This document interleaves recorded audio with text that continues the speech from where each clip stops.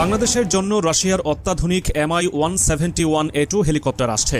এই খবর শুধু একটি দেশের জন্য নয়, পুরো দক্ষিণ এশিয়ার জন্য এক নতুন সামরিক যুগের সূচনা হিসেবে ধরা হচ্ছে। এমন একটি সিদ্ধান্তের মাধ্যমে বাংলাদেশ প্রমাণ করছে তারা কেবল উন্নয়নশীল দেশের সীমাবদ্ধতায় আটকে নেই, বরং আধুনিক সামরিক কৌশল ও প্রযুক্তিতে এগিয়ে যেতে দৃঢ় প্রতিজ্ঞ। 2021 সালে স্বাক্ষরিত চুক্তির মাধ্যমে বাংলাদেশ রাশিয়ার কাছ থেকে Mi-171A2 হেলিকপ্টার সংগ্রহের পথ চলা শুরু করে। যদিও এই চুক্তি শুরুতে কিছুটা দেরি হয়েছিল। 2024 সালের ডিসেম্বরে প্রথম হেলিকপ্টারটি কারখানা ফ্লাইট পরীক্ষায় সফলতা অর্জন করে।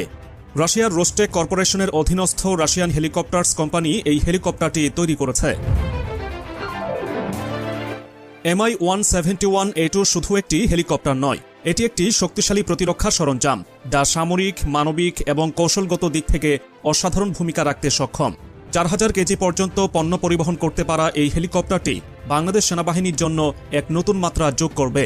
দুর্যোগকালীন উদ্ধার কাজে কিংবা দুর্গম অঞ্চলে খাদ্য ও ওষুধ সরবরাহে এর কার্যকারিতা হবে অনবদ্য। প্রাকৃতিক দুর্যোগপ্রবণ একটি দেশে এমন একটি হেলিকপ্টার থাকা এক কথাই অপরিহার্য।